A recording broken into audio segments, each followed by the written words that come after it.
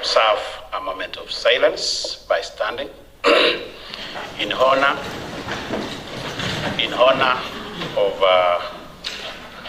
the fallen heroes. I will instruct the Sergeant-at-Arms to ring the bell at the beginning of the moment of silence, which is 1 minute, and to ring the bell immediately as we end. Honorable members, the moment of silence is geared with observation and a prayer. 1 minute starts now.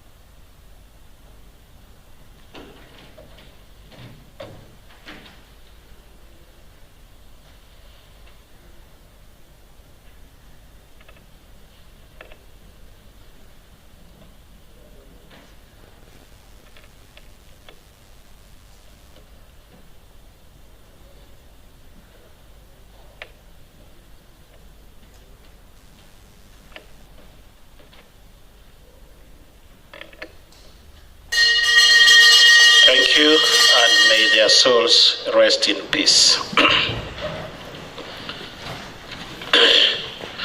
Honorable members, along with that, the Directorate of Committee Services have the following unfinished businesses, and this is only for reminders to the chairs of the various committees for action to be taken.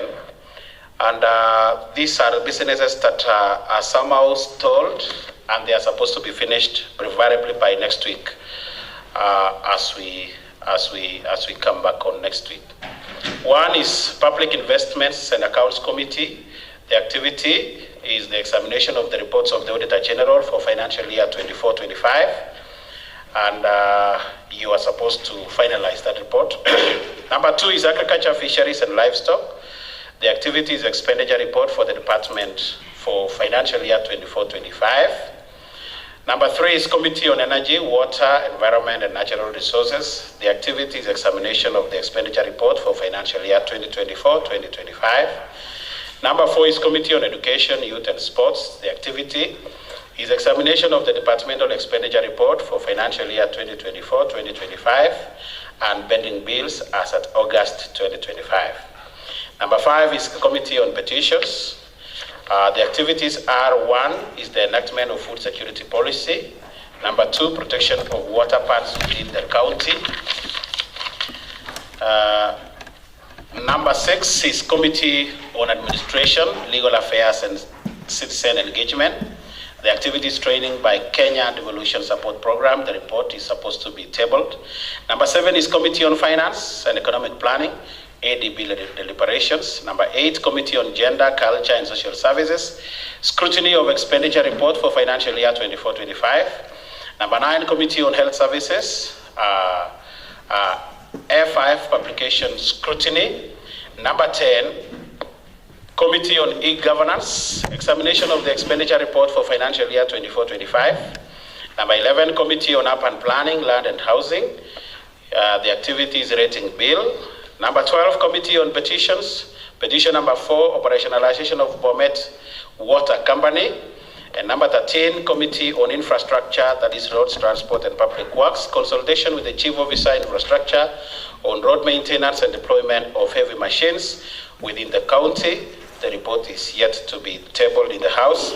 Number 14 is Public Investment and Accounts Committee, scrutiny of the County Attorney's annual report for the year ending 30th June 2025.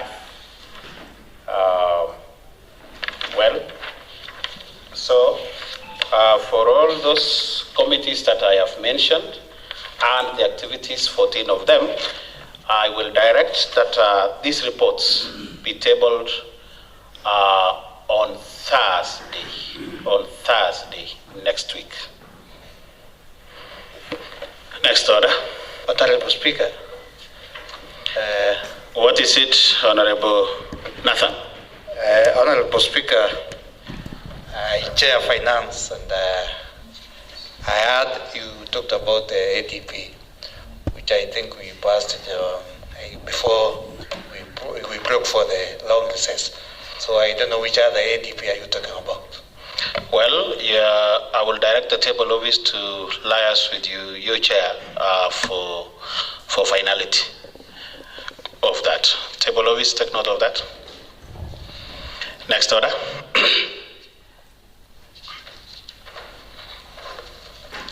Order number 3, messages. Order number 4, petitions. Order number 5, papers. Honorable Josephat Kipkirui, member for Singarwet and chair for petitions. Thank you, Honorable Speaker.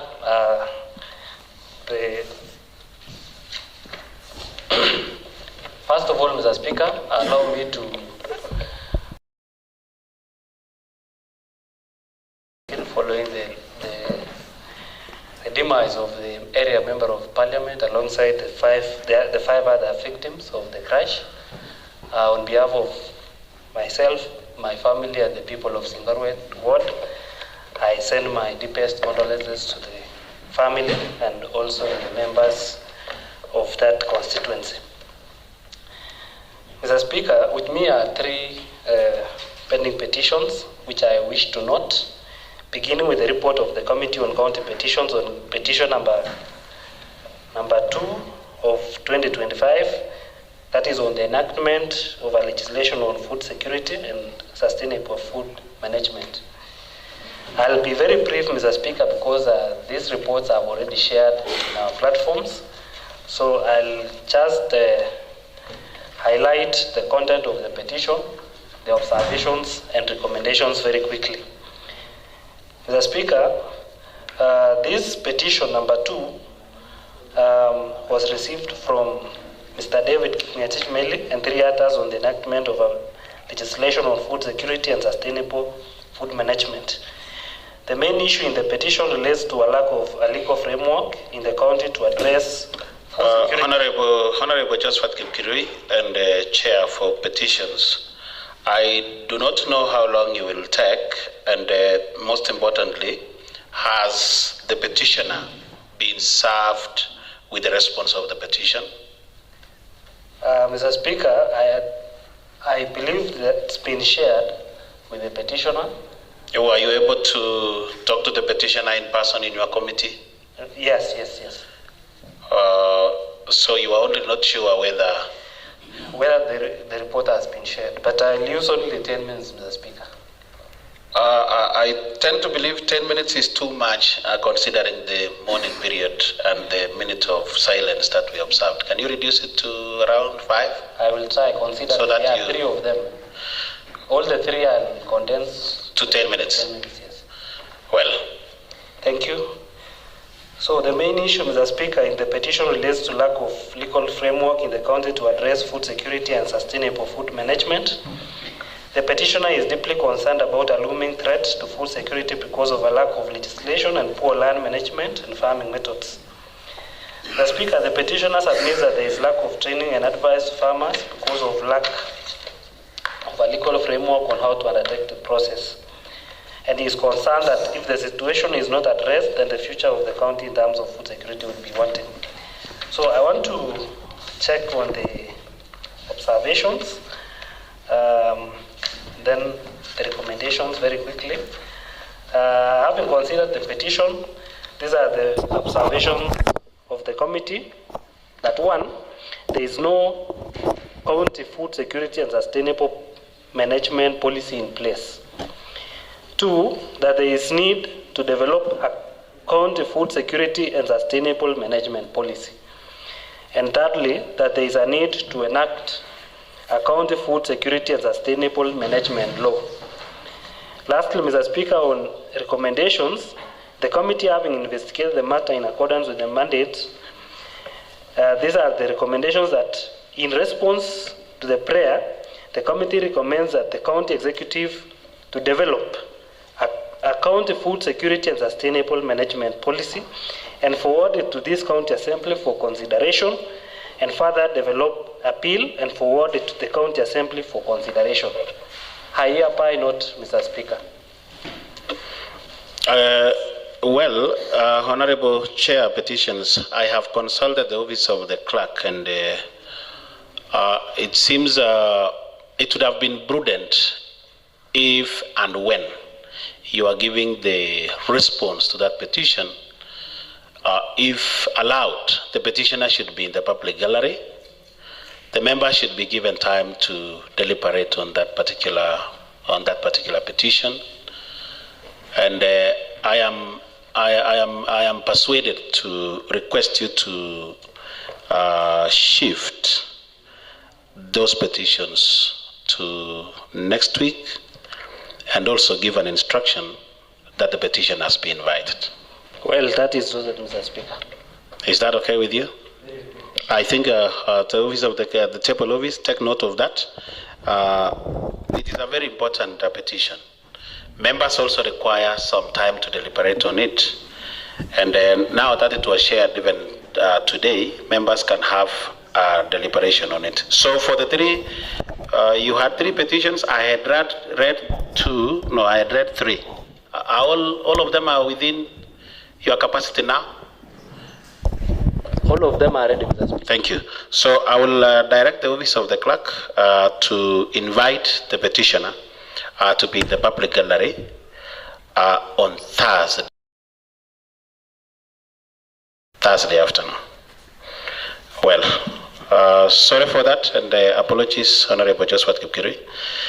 Next order. Mr. Speaker. Yes, what is it, Honorable Bushene? I have a paper to table, Mr. Speaker. Well, go ahead. Mr. Speaker, I beg to lay the following paper, the committee report on lands, urban planning and housing, on vetting of the nominees for appointment to Bomet Municipality Board. I beg to lay. Proceed.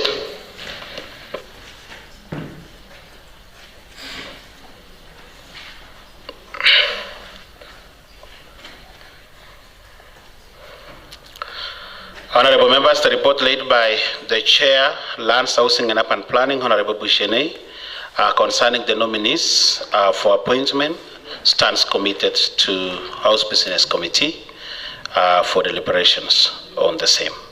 Next order. Order number 6, notices of motion. Honorable Bushene. Mr. Speaker,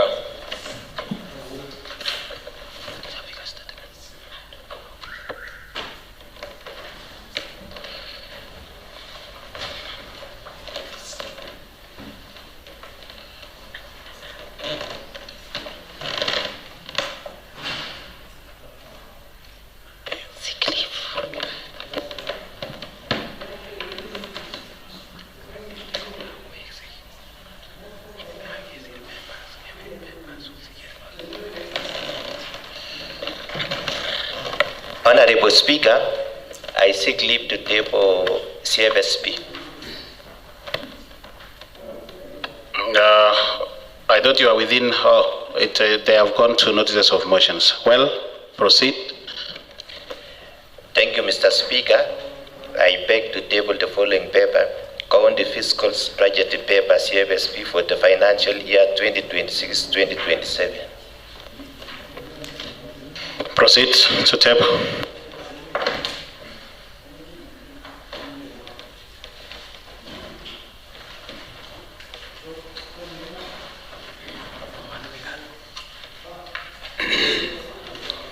Honorable members, the CFSP, which is the County Fiscal Strategy Paper 2026-2027, that has just been tabled by the Deputy Leader of Majority, stands committed to the Committee on Budget and Appropriations.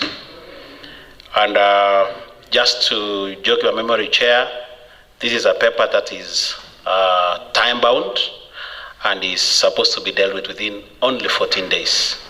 So from the date of reception, which is usually the 28th of February, kindly note kindly note that you are supposed to expedite on this. 14 days ends when, Chair.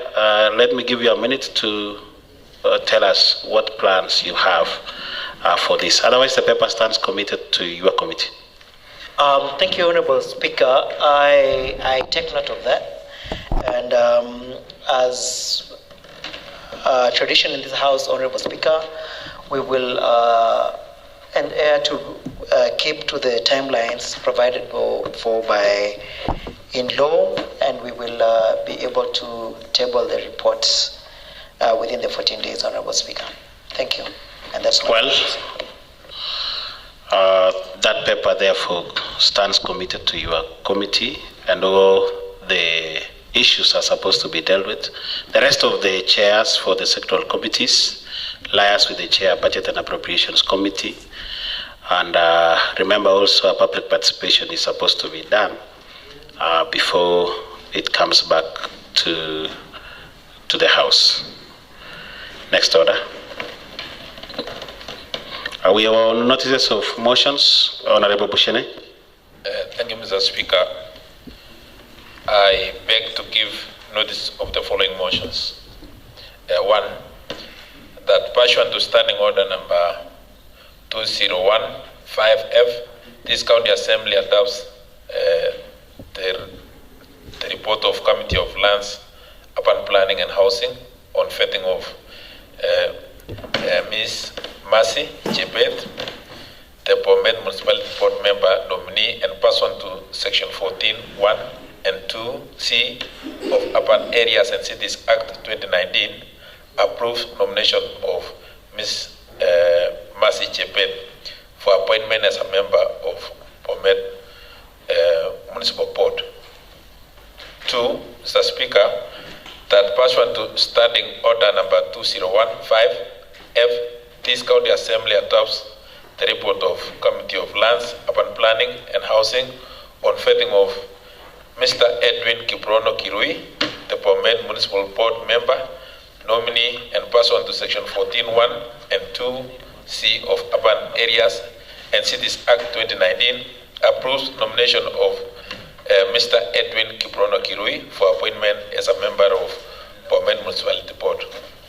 3, Mr. Speaker, that pursuant to Standing Order number 2015F, this County Assembly adopts the report of Committee of Lands, Urban Planning and Housing on vetting of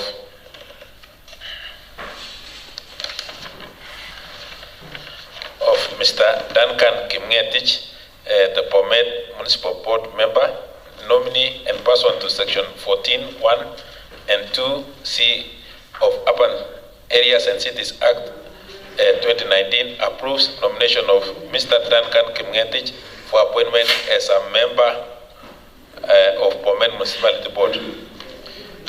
4, Mr. Speaker, that pursuant to Standing Order number 2015F, this County Assembly adopts the report of Committee of Lands, Urban Planning and Housing on vetting of Mr. Ernest Kiprotich Cheruyor, the Bomet Municipality Board member nominee, and pursuant to Section 14(1) and 2(c) of Urban Areas and Cities Act 2019, approves nomination of Mr. Ernest Kiprotich Cheruyor for appointment as a member of Bomet Municipality Board. 5th, that pursuant to Standing Order number 2015F, this County Assembly adopts the report of Committee of Lands, Urban Planning and Housing on vetting of Mr. Kirui Kiplangat Jospat, the Bomet Municipality Board member, nominee pursuant to Section 14(1) and 2(b) of Urban Areas and Cities Act 2019, approves nomination of Mr. Kirui Kiplangat Jospat for appointment as a member of Bomet Municipality Board. 6th, that pursuant to Standing Order number 2015F, this County Assembly adopts the report of Committee of Lands, Urban Planning and Housing on vetting of Mr. Francis Kibet Jerez, Bomet Municipality Board member, nominee and pursuant to section 14(1) and 2(b) of Urban Areas and Cities Act 2019, approves nomination of Mr. Francis Kibet Jerez for appointment as a member of Bomet Municipality Board. 7, Mr. Speaker, that pursuant to Standing Order number 2015F, this County Assembly adopts the report of Committee of Lands, Urban Planning and Housing on vetting of Ms. Chepkirui Rita, the Bomet Municipality Board member, nominee, and pursuant to section 14(1) and 2(b) of Urban Areas and Cities Act, approves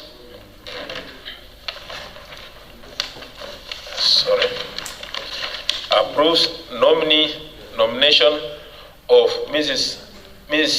Chepkirui Rita for appointment as a member of Municipality Board member, Bomet Municipality Board.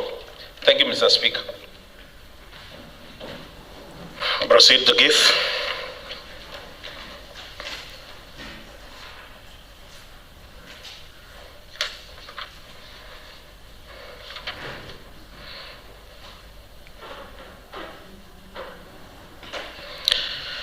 Honorable members, the notices of motion given by Honorable Bouchene, all of them pursuant to Standing Order number 2015F and the section 14(1) and 2(c) of the Urban Areas and Cities Act, for adoption and consideration of the following members: Ms. Mercy Chebet, Mr. Edwin Kiprono Kirui, Mr. Duncan Kipngetich, Mr. Ernest Kiprotich Chiruyot, Mr. Kirui Kiplangat Chosfat, Mr. Francis Kibet Cheres, and Ms. Chepkirui Rita.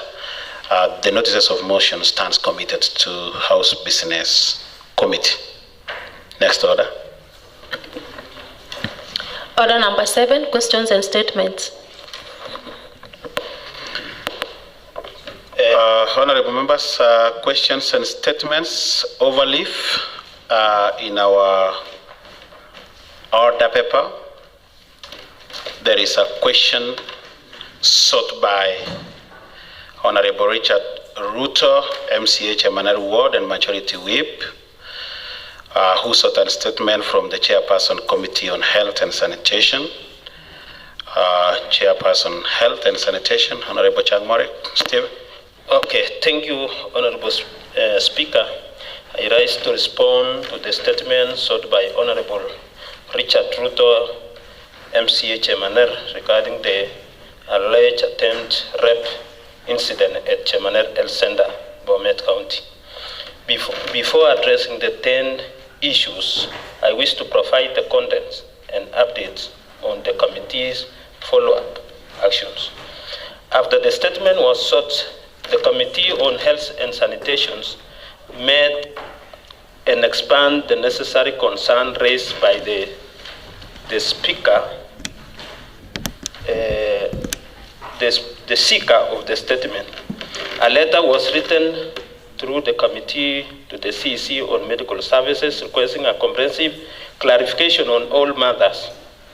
The reply has since been received, although not within the timelines requested. I beg the indulgence of the House and the understanding of the seeker of the statement.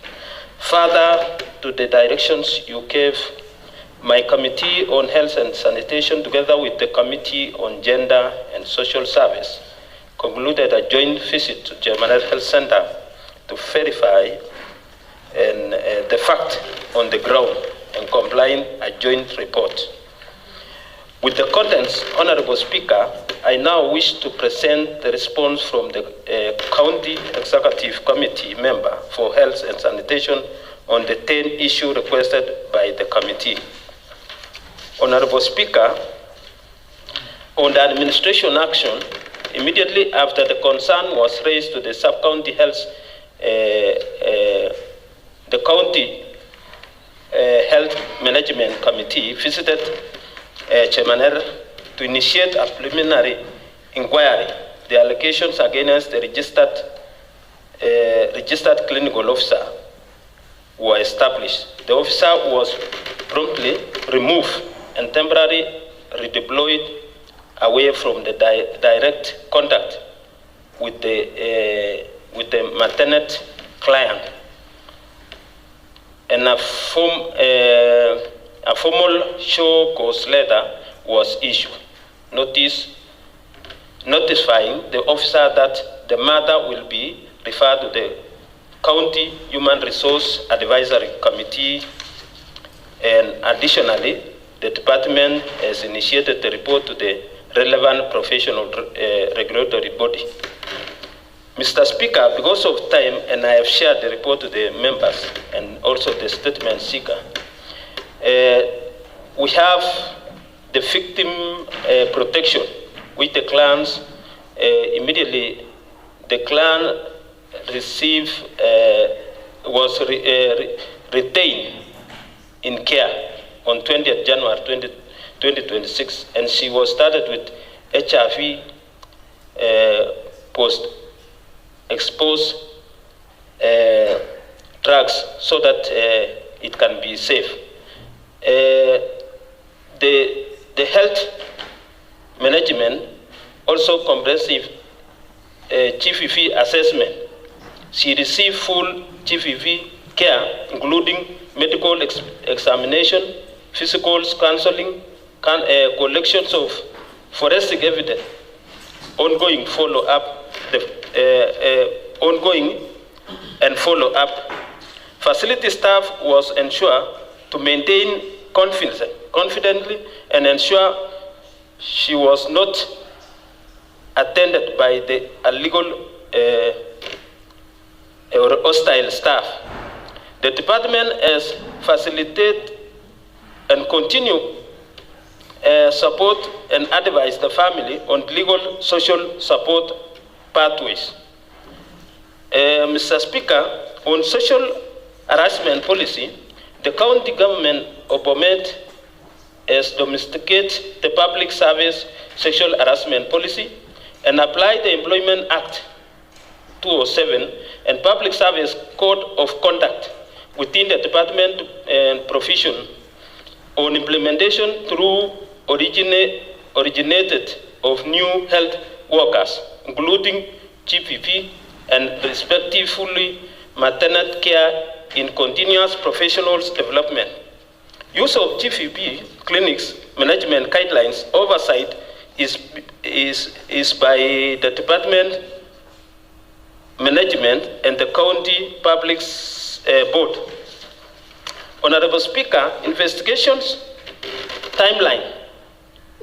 Preliminary facts finding was conducted between 20th and 23rd January 2026, culminating in the report, in written report. The formal disciplinary process is expected to be completed within 60 days from issue of the show cause letter, subject to cooperation of parties and availability of external report. The outcome will be shared with the committee. Number 5, Honorable Speaker, on the reporting mechanism and adherence, the incident was first reported internally on 20th January 2026, and the department used the following internal report mechanism. Immediately, verbal reporting to the facility in charge and sub-county health management team. Documentations is in the facility occurrence book and the GVP register. Written report forward to the county director on health and chief officer and the CEC member. This protocol was followed accordingly. Employment status. The implicated officer is a permanent and pensionable employee served as a clinical officer since 2018. No previous formal complaint of sexual misconduct or GVP have been recorded. Reporting and investigation agencies. The survivor and the spouse were counseled on the right to pursue criminal address and support to report the matter to the Chemaner police stations under OP number 072310-2026, and GBV assessment at the health center, at the Longisa Referral Hospital, including the collections of medical legal evidence. The department is cooperating fully with the police. Number 8, which was surveillance and access to control measures, the facility documents all parties, is fenced with single access point and maintain duty roster for staff. These measures was adhered to. Facility number 9, facility level of safeguarding protocol. County health facility implement national GVP and maternal health guidance. Emphasize privacy, consent, chaperones' presence, and confidence management of survivors. Status, standard GVP documentation tools. Referral pathways are used. Written guidelines on the safeguarding of the pregnant mothers, adolescents has been raised in the facility are directed to display patients' rights and GVP contents. County health management team and sub-county health management team conduct mentorship and supervision visits. Number 10, which is almost the last one, Honorable Speaker, is addressing the public concern and restoring confidence. The facility in charge and sub-county health management team held a meeting with the supervisors and all the family to explain the steps, measures, and confidence and de-escalate tension. The department has temporarily deployed the implicated staff and ensure supervisions at Chemaner Health Center, ensure interpretation material and newborn services continue. Sanitizations of the community health promoters and leaders to refer GVP complainants and discourage mob justice. Ensure spiritual and physical support. Outcome of the disciplinary and criminal process will be communicated to the community through appropriate fora.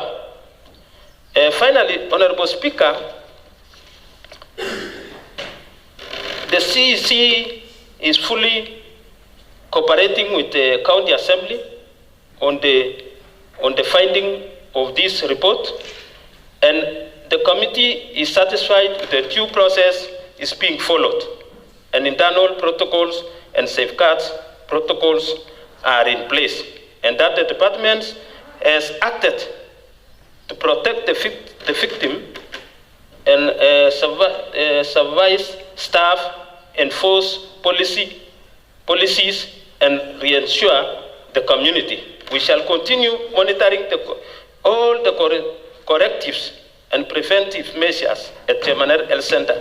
I table this report, Honorable Speaker, from the committee member on health and sanitation. I beg to table, Honorable Speaker. Well, I think no need to table that. You can. It is the consumption of the statement seeker, and also the consumption of the House. I think, honorable members, this was a matter that was of great concern to the County Assembly, and I wish to call upon the statement seeker to explain whether he is okay with the response. Honorable Speaker. Yes, what is it, Honorable Kiri? I want to, Honorable Speaker, I was very keen following the Chairman Health on the report that is just given. And I sat here and I could not wait for him to finish his presentation. I think I am deeply disappointed, Honorable Speaker, to be very straight up. I read you, Honorable Kirui, I read you. But would you first of all give this opportunity to Statesman Seeker before you come up? Okay, fine. Well, okay. Statesman Seeker, Honorable Ruto, the Majority Whip, and Member for Chairman. Mheshimiwa Speaker, nataka nichukue nafasi hii nitoe shukrani wadati kwako kwa kunipea nafasi. Lakini kabla sijajieleza Mheshimiwa Speaker kama nimeridhika au la, ningependa pia uruhusu Mheshimiwa Kirui kutoka Kimulo, kwa sababu ni mojawapo ya wale ambao walikuwa wamewakilisha kamati ya jinsia. Ndio labda ako na mambo zaidi ya yale ambayo tumesomewa na Mheshimiwa Changmori. That is in order. That is very high in order. Being the Statement Seeker, you are supposed to be the very first person to react to it. Honorable Kirui, you have been given the green light to proceed. Thank you, Honorable Speaker. I, like I said earlier, I am deeply disappointed, Honorable Speaker, when I listened to the Chairman Health, when he's given a report that I think would never be taken kindly by anybody of a good standing in this county assembly, let alone out there. Honorable Speaker, I think when an issue of GBV has been raised, I think the matter has to be taken seriously and proper investigation and a good report has to be given to this assembly. When I listen to Honorable Changmori, and I want to, a member whom I respect so much, and I really know that all of us really care about the women in this county. And when he gives a report that even it was even hard to comprehend in this assembly, and all of us need to just stand up and say it is not proper for us to get a report as shoddy as he's given. And all of us here are just sitting and listening. I think we are not passing time, for Speaker, but rather being serious about the things that we listen to in this assembly. And more importantly, when a statement has been sought by an honorable member, a good report has to be given. One, the inconsistency of the feedback, because I was in Chemaner myself, and whatever Honorable Changmori has given is inconsistent with what we heard from the ground, Honorable Speaker. I think maybe my honorable chair in the Committee of Social Services would have done better giving a report that I probably had had an opportunity to read it and verify it, because when we come here and a report such as that, and we were given a first-person analysis of the situation by the health staff at the facility, then I think anyone, even in this assembly, if you ask any member to even tell you what they've heard from Honorable Changmori, Honorable Speaker, you would not get anyone giving you any information about it. So I think maybe with your direction, Honorable Speaker, I want you to direct as well that a proper report is given in this assembly. And probably maybe the Committee on Health give their proper report. Then also Committee on Social Services give their report. And by the way, Honorable Speaker, I think maybe a report being given by even the CC, the report given by the Health Committee or Health CC member needs to be recorded in this assembly so that we take issues of GBV seriously in this assembly. And by the way, Honorable Speaker, one thing that we need to be alive to is that the President just received a report by a committee that he had given them to just look into issues of femicide and GBV in this country. And part of their recommendation and what I've heard from Honorable Changmori, I think they should have even borrowed at least from that. So maybe with your direction, Honorable Speaker, I think we would not be satisfied with such report, Honorable Speaker. Thank you. That's my submission. Before listening to any other concern, and bearing in mind that what Honorable Kirui and Member for Kimlot is raising is pertinent to this issue, this statement is touching on the life of an individual and should not be taken lightly. And based on that again, when Honorable Richard Ruto has sought this statement, in his mind, he sought a statement and to be answered by the Chairperson, Committee on Health and Sanitation. The table office is informing me that the Speaker then committed this particular statement to be done jointly by two committees. That is the Committee on Health and the Committee on Gender and Social Services.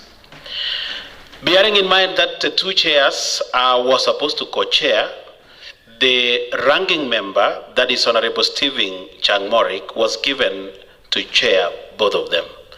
I would like to know from the members of Gender Committee, Chair, was that the case? And if it is so, are you part and parcel of the response? Thank you very much, Mr. Speaker. Based on the report which the Chair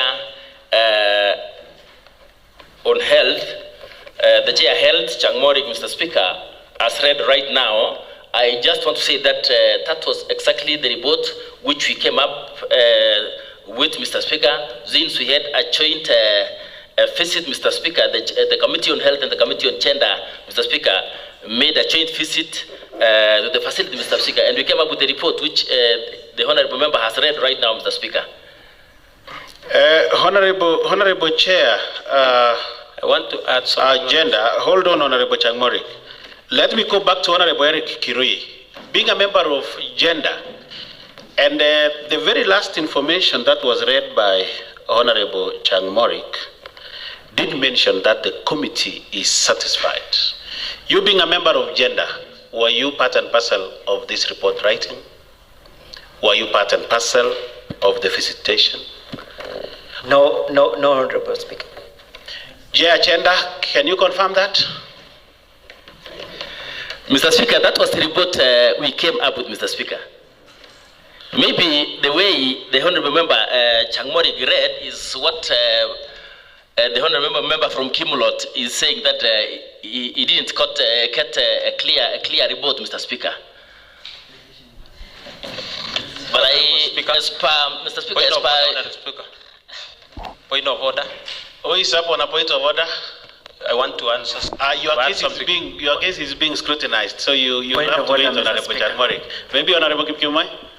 Mr. Speaker, I rise on a point of order to inform maybe the two chairs who are pulling and pushing that your chair, Mr. Speaker, can utilize the opportunity to look at the report and those who sign and those who didn't sign, so that at least we can ascertain whether they work together or this is Changmorik's report. Thank you very much, Mr. Speaker. Let me get another. Who is another member for Committee on Gender and Social Services, apart from Eric Kirui, who has disowned the report? Not even disowning the report, he is saying that it's not satisfactory. Who is another member?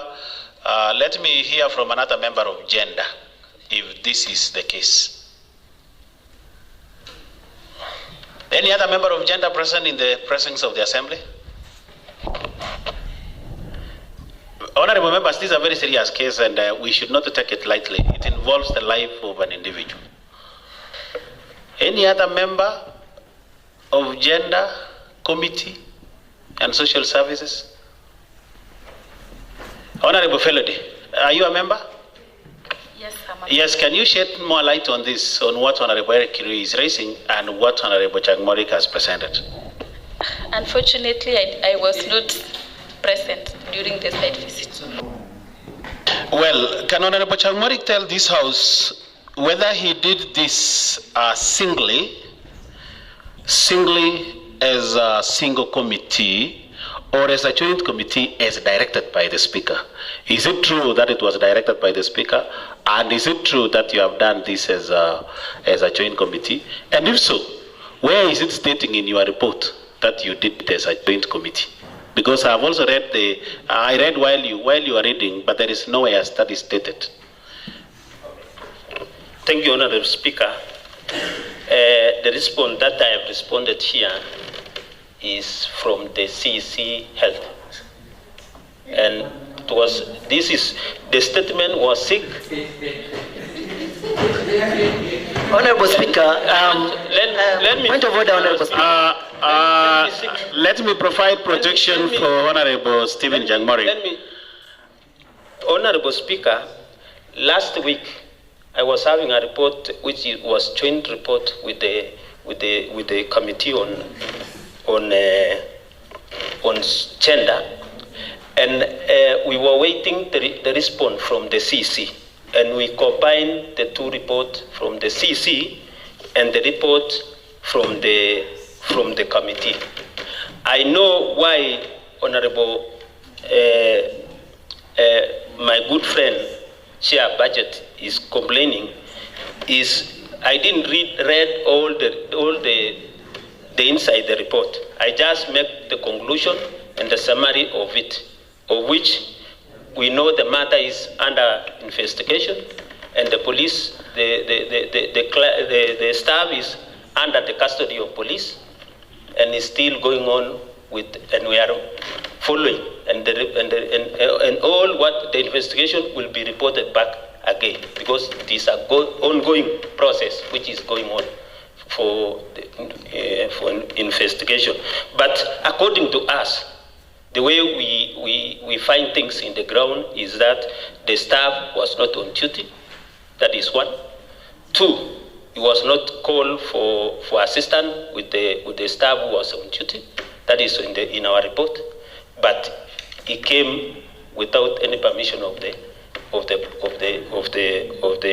staff who was on duty on that day, and he came late hours. Those are the finding from the committee, from the ground. And also after the incident, it disappeared. Point of order, Mr. Speaker. It disappeared from the point of order, Mr. Speaker. Of those. I will give you an opportunity, Honorable. So that is why I said let me protect him so that the flow of thought. Yeah, those are the reports we have as the committee joined, and we didn't want to go further because we are waiting the investigation to be complete. That is why I say it will go hand in hand with the assembly, and we find the report, the full report after the full investigation has been done with the staff. Mr. Speaker. Honorable Chair, we will get back to you, but it seems you are going round. You are going round in what you are mentioning. I will give you an opportunity, Honorable Ernest.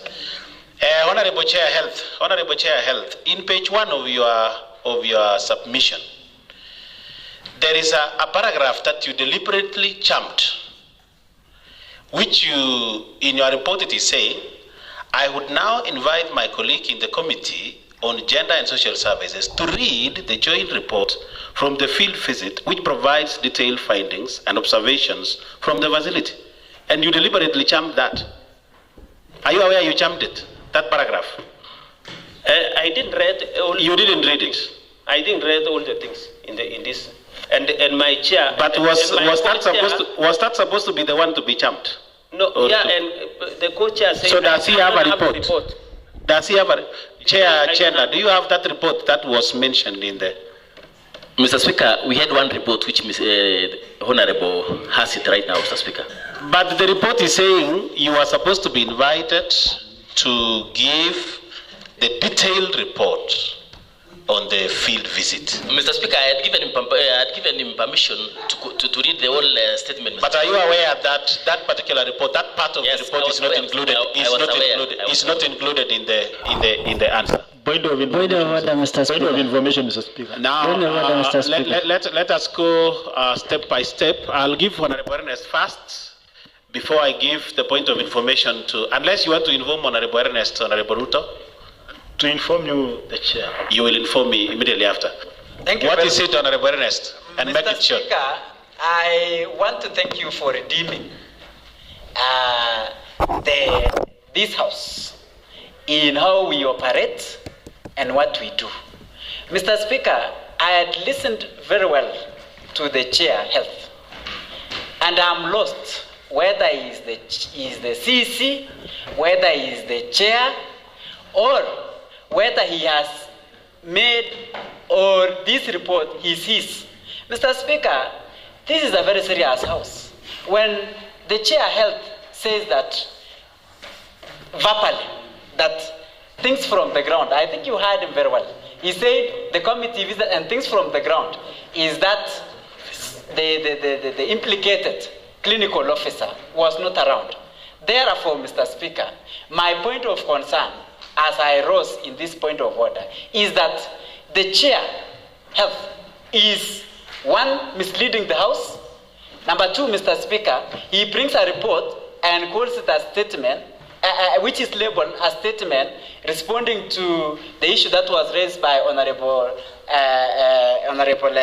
Richard, and that should have been a report, not a statement on what you had directed as the chair to go and do a report, both by the chair gender and chair health.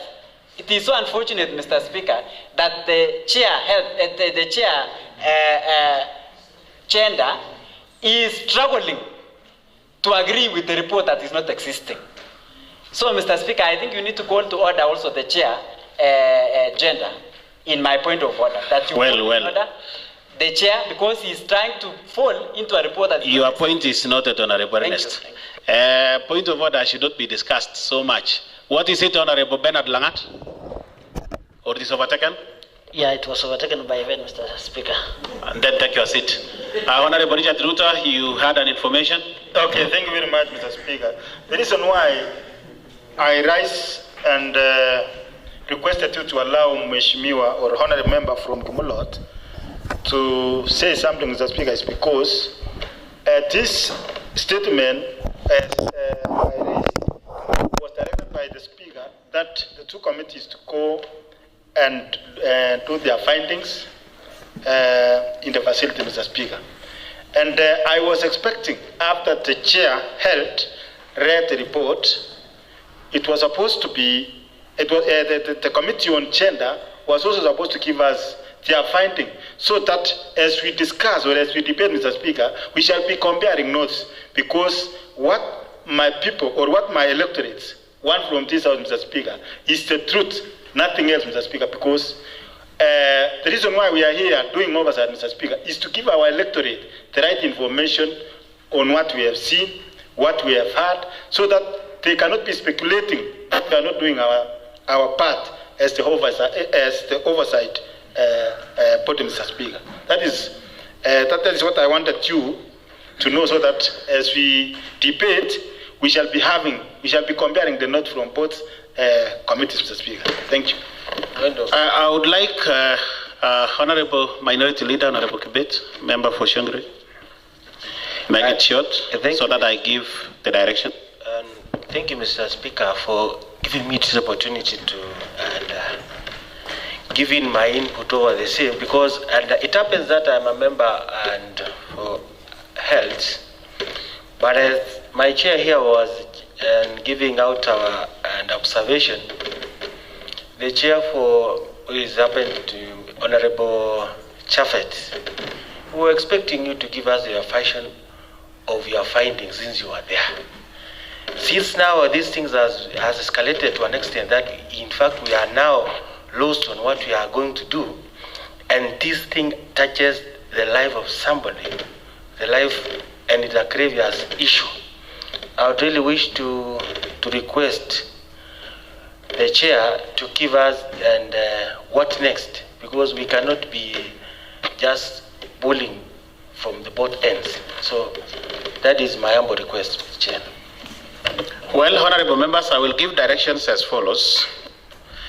Number one, bearing in mind that this is a matter touching on the life of an individual, and as the saying goes, justice delayed is justice denied.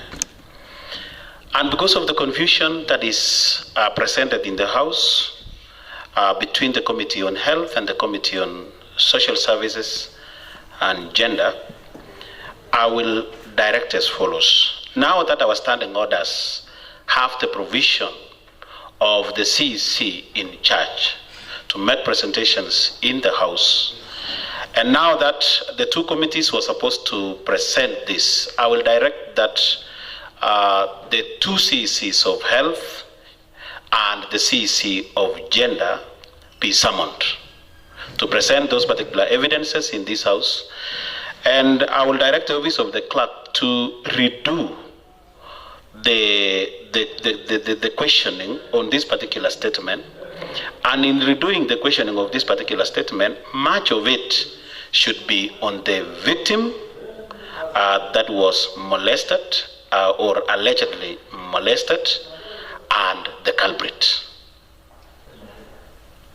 The House stands guided. Next order. Honorable members, I note that there is not much in the next order. Oh, there is order number 8. Well, proceed. Order number 8, motion. Honorable Bernard Rotich, Chairperson, Committee on Labor and Public Service. Honorable Felody. Thank you, Honorable Speaker. I'm standing in for the chair, Honorable Bernard Rotich, who is the chair of the Committee on Labor and Public Service. And before I proceed, I want to give my condolences to the victims of the chopper crash, which included the area MP for Emurua Digir, that's Joanna Ngeno. May their souls rest in eternal peace. I beg to move the motion that pursuant to Standing Order 2015 of the County Assembly Standing Orders and Section 59(5) of the County Governments Act 2012, this County Assembly adopts the report of the Committee on Labor and Public Service on the annual report of the County Public Service Board for the year ending 31st December 2024.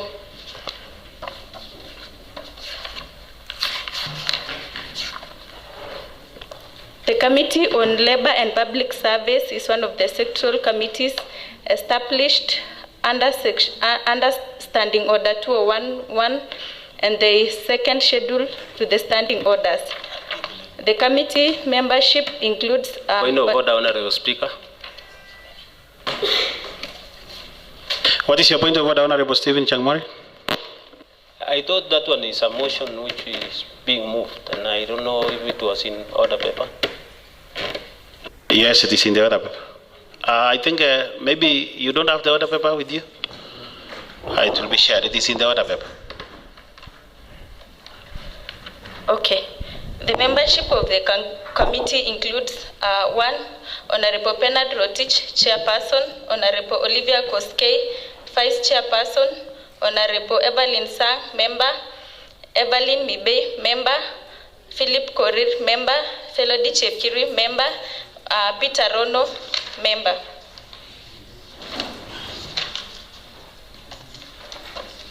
The County Public Service Board, in compliance with Section 59 of the County Governments Act number 17 of 2012, submitted its annual report for the period between 1st January 2024 and 31st December 2024. Section 59(1) of the County Governments Act number 17 of 2021 obligates the board to evaluate and report to the County Assembly on the extent to which values and principles referred to in Article 10 and 232 of the Constitution are complied with within the County Public Service Board. Report on activities undertaken by the board during the period under review. During the period under review, the board undertook various activities, which include the following. 1. Appointment of persons to hold offices in the County Public Service. During the period under review, the board recruited 29 people, comprising of the following.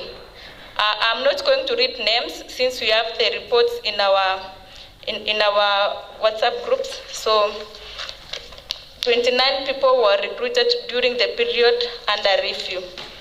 Additionally, the board reported that 8 officers were recruited to replace the candidates who failed to take up the appointments as advertised by the board on February 2023, and their names are listed as it can be seen in the report. Secondly, renewal of contracts.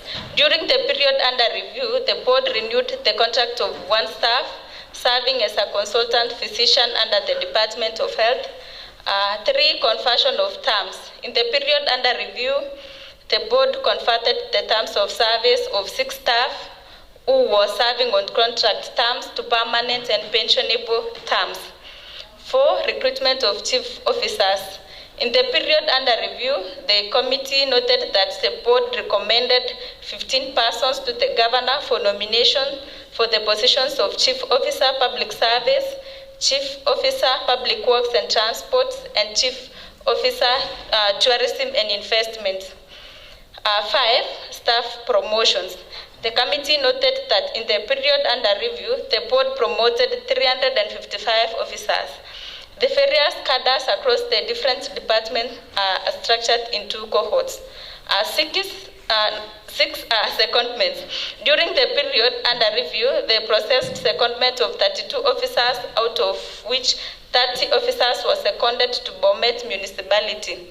One officer to Parliamentary Service Commission, and 1 officer to Kenya Institute of Supplies Management. 7. Transfer of service. During the period under review, the board sanctioned 2 cases of transfer of service. 1 officer transferred to Nandi County, while another transferred to Kenya National Highways Authority. 8 is on disciplinary cases, and pursuant to Section 59(1)(c) of the County Governments Act 2012, the board, in exercise of disciplinary control, finalized 5 disciplinary issues in the period under review, as demonstrated in the following table. I hope you can see in the report. The names are listed and the cases which they had. 9. Exit from service. During the period under review, 222 officers exited service for reasons that include end of contract, dismissal, retirement, resignation, transfer of services, secondment, and death, as summarized in the following table. End of contract, 179 persons. Retirement, 19 persons retired. Resignation, 5 officers retired. Dismissal, 3 officers were dismissed. Transfer of service, 6 officers were transferred. Secondment, 2 officers were seconded, and in this period, 8 officers died. 10 is complaints received. During the period under review, the board did not include in the report the complaints received and actions taken. Therefore, the committee could not establish whether the board maintained a complaints register. 11 is on capacity building. During the period under review, the board did not report any capacity building undertaken. And 12 is on litigations and dispute resolution. During the period under review, the board handled 9 court cases.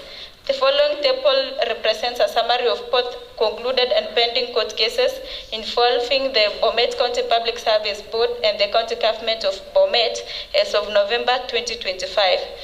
The information outlines the nature of each case, the court where it was filed, the key issues in dispute, and the current status or outcome.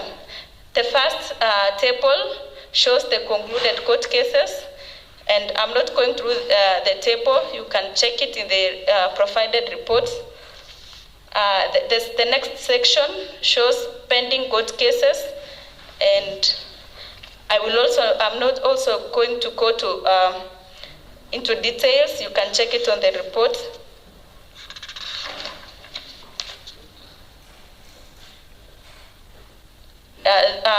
We are also provided with the financial report of the board, and I'm not going to go into details.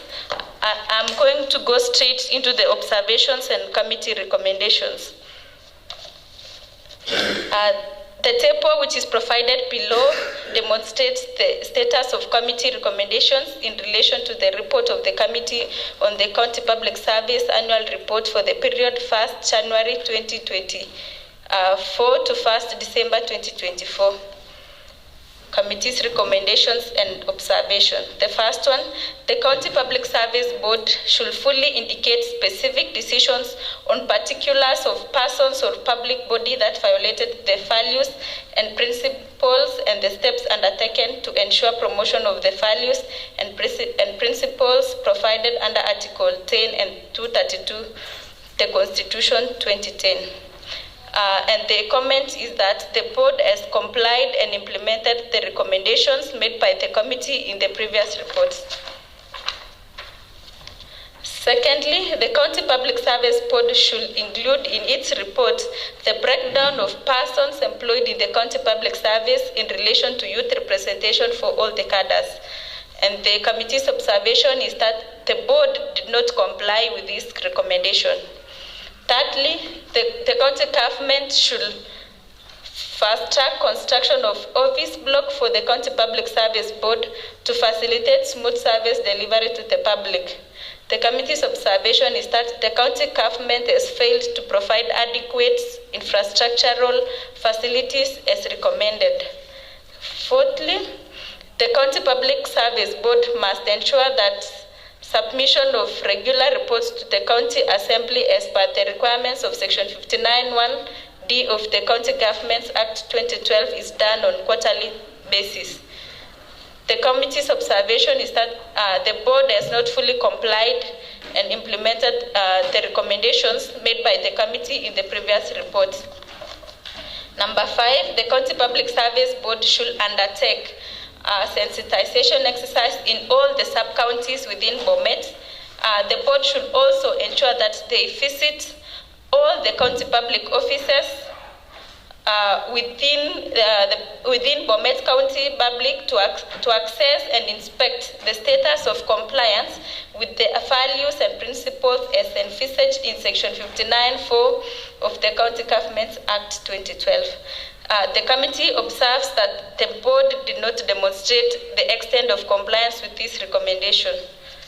Number 6, the County Public Service Board must make demonstrable steps towards publication of its reports in the website to facilitate access to information by the members of the public. And the committee's observation is that the board has not implemented the recommendation as indicated in the previous committee report. And lastly, the County Public Service Board should include in its annual report a detailed financial report and statements including its expenditure during each period under review. And the committee's observation is that the board has fully complied with this recommendation. Committee's observations on compliance by the board. Upon reviewing the report, the committee made the following observations. 1. Timelines on the submission of the board's annual report to the Assembly. The observation is that the committee noted that the report was delivered and received in the County Assembly on 27th December 2024. Therefore, full compliance with the requirements of Section 59(5)(a) of the County Governments Act 2012 was observed.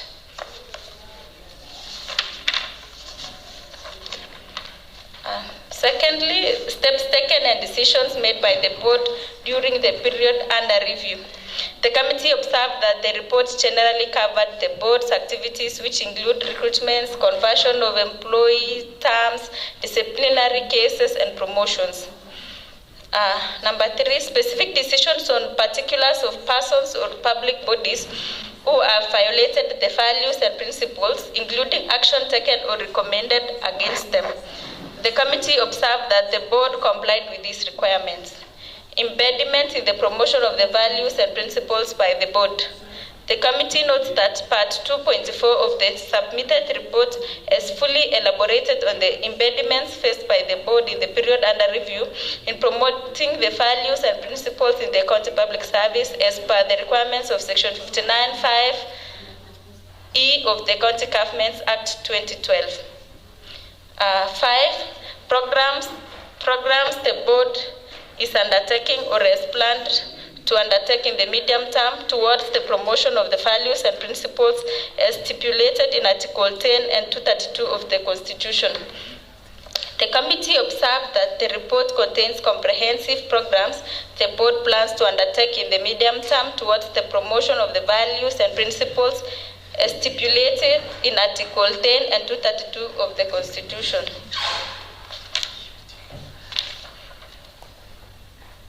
There is a table which continues to show the recommendations and observations. I will move to the committee recommendations. The committee, having examined the 2024 annual report for the Bomet County Public Service Board and noted the key observation therein, makes the following recommendations to enhance efficiency, accountability, and compliance with legal and policy framework. 1. On youth representation in employment. The County Public Service Board should include in its subsequent reports a detailed breakdown of all persons employed within the County Public Service, disaggregated by cadre, gender, and age. This will enable the Assembly to access the level of youth representation and compliance with constitutional requirements on inclusivity, equality, and non-discrimination in public employment. Secondly, on infrastructure and office accommodation. The county government of Bomet should prioritize and allocate adequate resources for the construction of an office block for the County Public Service Board. Establishing a permanent office facility will enhance the board's operation efficiency, record management, and service accessibility to the public. Thirdly, on submission of statutory reports. The County Public Service Board must ensure strict adherence to Section 59(1)(d) of the County Governments Act 2012 by submitting detailed quarterly reports to the County Assembly. These reports should outline the status of recruitment, promotions, disciplinary matters, capacity building initiatives, and other human resource functions undertaken during the quarter. Number 4, on public sensitization and compliance monitoring. The County Public Service Board should conduct regular sensitization and outreach programs across all sub-counties and public offices in Bomet County. The board should also inspect and evaluate compliance with public service values and principles as envisaged under Section 59(4)(e) of the County Governments Act 2012 and submit findings to the County Assembly. Number 5, on access to information and transparency, the County Public Service Board should take concrete steps to publish its reports, recruitment data, and other key policy documents on its official websites and other public communication platforms. This will promote transparency, accountability, and public participation in line with Access to Information Act 2012, Article 35 of the Constitution. Number 6, on implementation and progress reporting. The County Public Service Board should implement all recommendations previously adopted by the committee and provide quarterly progress briefs outlining the extent of implementation. The board should also demonstrate the actions taken in its subsequent annual reports to promote accountability and continuity in governance reforms. Number 7, on capacity building and resource allocation. The county treasury should ensure that the board is allocated an adequate training and development budget to support continuous professional development for staff and members of the board. The board should in turn develop and implement a comprehensive capacity building to strengthen institutional performance, service delivery, and compliance with evolving HR standards.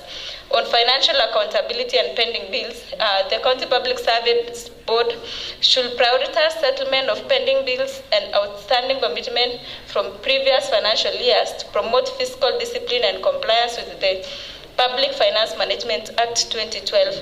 The board should also institute internal controls to prevent the accumulation of new pending obligations. Number 9, on implementation of previous committee recommendation.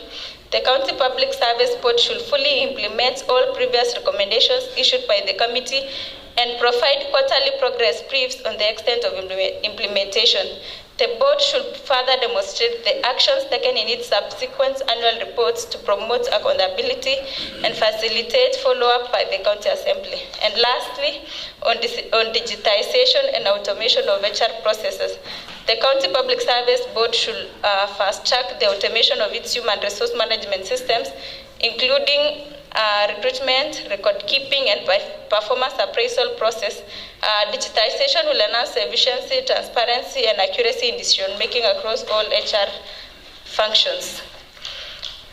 The report was long, but I did not read all the sections. You can get it on the on this document shared. I want to urge this House to adopt this report, and I want to ask Honorable Evelyn Sang, who is the member of the committee, to second. Thank you. Honorable Evelyn Sang. Honorable Speaker,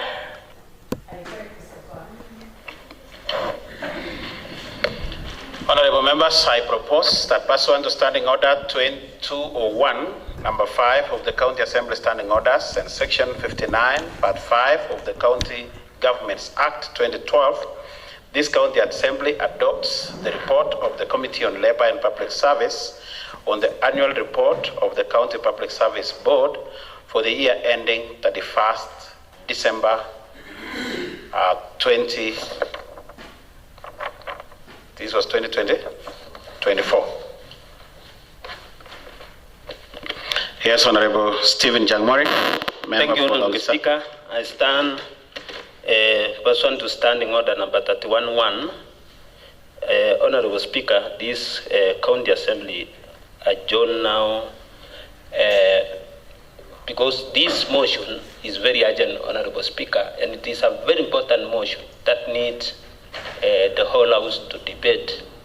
And because some of our members are not within, and they need to discuss this because it affects our county in terms of HR matters, and it is a report that is for the whole year, and we need each and everyone to be in. As you know, even our majority leader is one who is briefed with our colleagues who are in the plane. So I was speaking through your powers, Honorable Speaker, that you defer this motion to another date.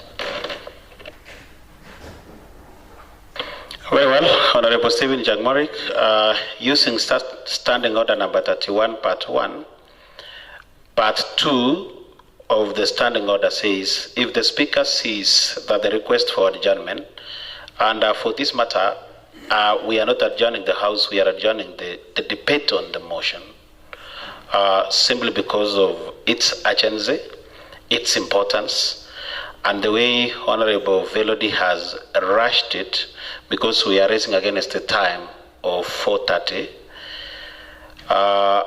The Standing Order says, if the Speaker notes that the request for that adjournment is not frivolous, it is not vexatious, and it is not abuse of office, then I will propose.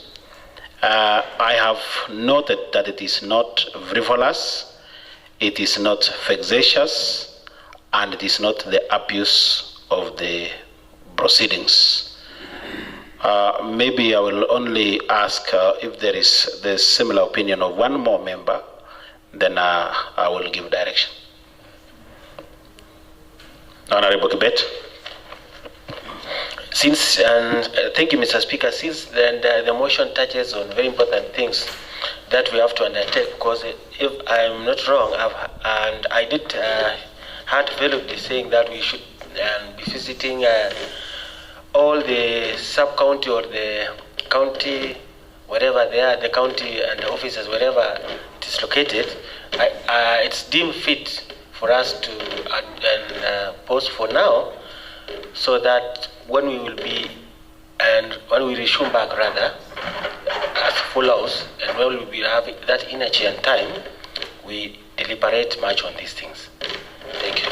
Very well. Using Standing Order number 1 on that debate, I therefore allow the adjournment of the debate on that motion to be resumed at a time that the House Business Committee will see fit, and I will redirect that during its resumption of that particular debate, the Chair of Public Service will be able to give a small recap of the same for about 5 minutes before the debate is resumed by the honorable members. It is so directed, honorable members.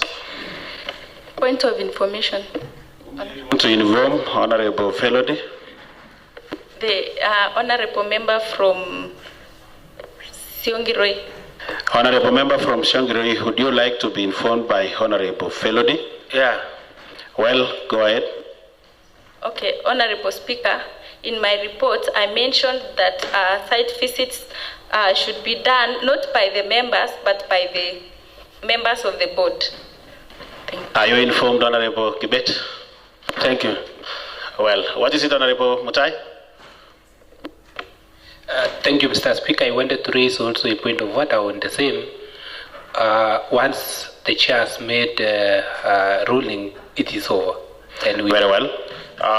The reason why we are giving you this opportunity, honorable members, is because of the importance of that report. It is touching on matters legislation, it is touching on matters representation, it is touching on matters oversight. Well, Honorable Kibet. Thank you, Mr. Speaker, sir. And I raise pursuant to standing orders number 28, 4 of the County Assembly. Standing orders. This County Assembly resolved to alter its calendar so as to adjourn for a short recess from tomorrow, 4th March, to 12th March 2026 at 9:30 a.m. I request Honorable Changmori to second. Honorable Changmori. Okay, I stand to second the procedural motion for adjourn, so that members will have time.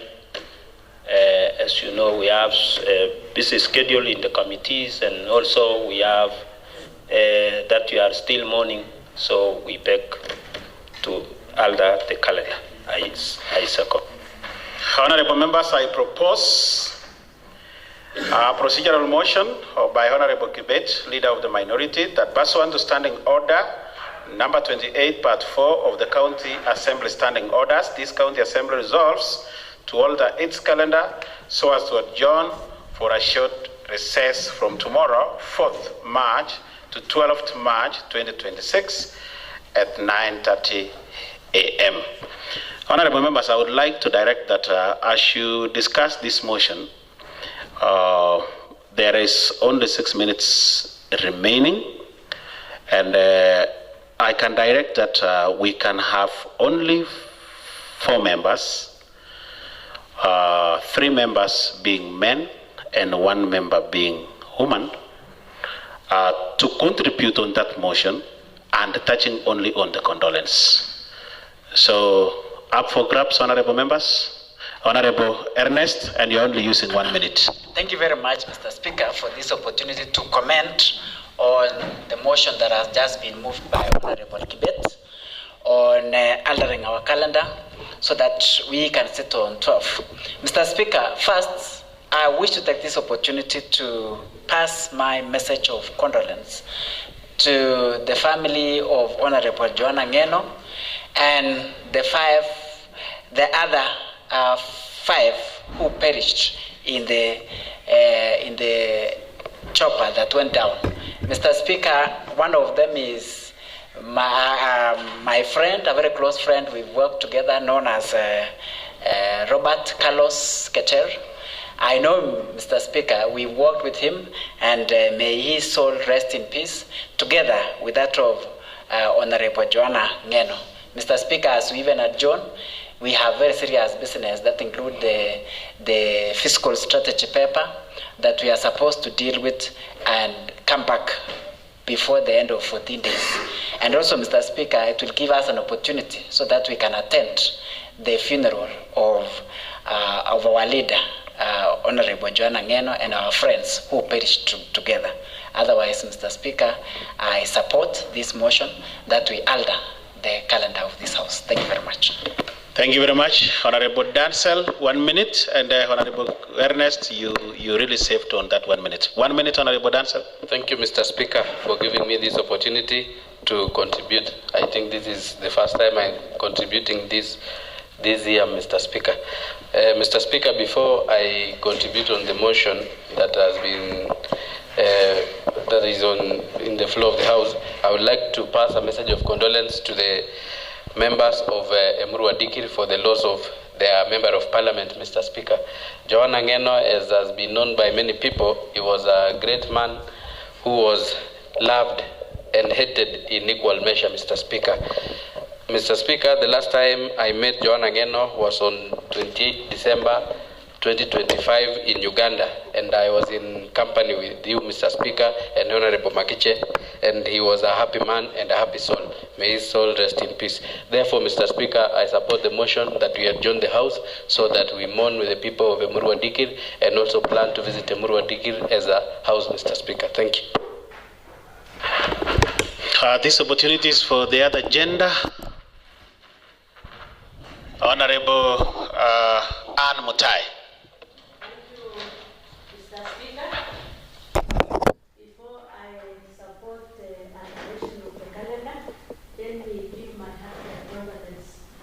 The family of Joanna Ngena Ole Kishara and Mr. Nick Koske, who is from my ward, and the family of our former governor, Mr. Mutai, for the loss of their son.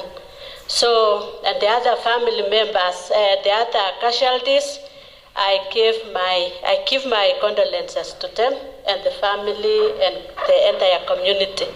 So I support the alteration of the calendar because we felt for the loss of those people, especially Mr. Kishara came to my ward several times, especially my ward. He came another time, we went together to the other side of Motiga, and he came again and support the church at Chemwaina. So my heartfelt condolence and solace to the family. Thank you, Speaker. Thank you. 1 minute remaining. Honorable Emily.